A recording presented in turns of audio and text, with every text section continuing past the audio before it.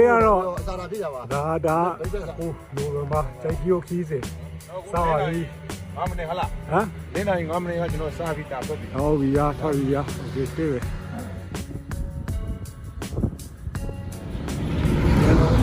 စိုက်ကြီးကိုဂုံးတက်ဖိုက်တာတွေပါလို့နော်ရောက်လာပါပြီ လုံးမယ်ဆိုဒီရန် အေးလေဒါပဲပေါ့ တကယ်ကိုတကယ်ပါ အေးလေနော်ဟုတ်တယ် ဒီဟုတ်တာတော့မယ်လုံးမယ်လို့ဘုန်းနဲ့တိုင်းနေတယ် ဖိုင် အဲ့လိုမဲ့တော့ကျွန်တော်ရဲ့ရှင်းပြပါချင်း ဟုတ်လားဟာဟုတ်ပြီအဲ့ဒါဒါကဘာတိအောင်နော်မောင်ချစ်ကိုလုတ်ခိုင်းလိုက်အောင်နော်YouTube မှာဟမ်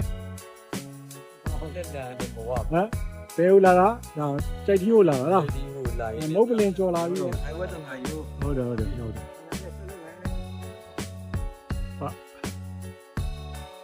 ကဲလာရှော့နေမြောက် ဘာလို့လောက်လဲကိုရောက်ွက်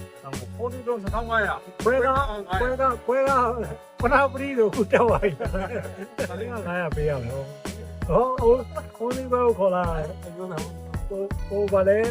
သမင်းစားတဲ့ကအခုကော်ပါလေးတယောက်တော့ရေးမဝင်ချိုးလိုက်ပြီ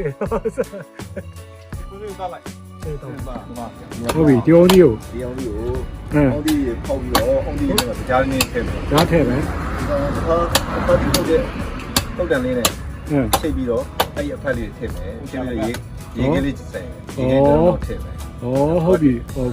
ကြားလေးနဲ့အုံဒီအဖက်လေးနဲ့အရေးလေးနဲ့ရေးလေးနဲ့ဒါဆို share ပဲ share ပဲ နောက်တဲ့ mountain 100လောက်ထပ်နေလို့ရတယ် ရတယ်ခဏကြီးပြည့်ပဲဘလူကိုအပြည့် ဘလူးကိုပြည့် တောက်ပဲလို့ဟမ်အဲ့ဒီမှာစတိုရီရေးနေ 9000ကြိုက်ဒီကိုကင်မိုးစကန်တယောက်ကို1000တယောက်ကို2000လားဟုတ်ပါဘူး50စကန်ကင်မိုးစကန်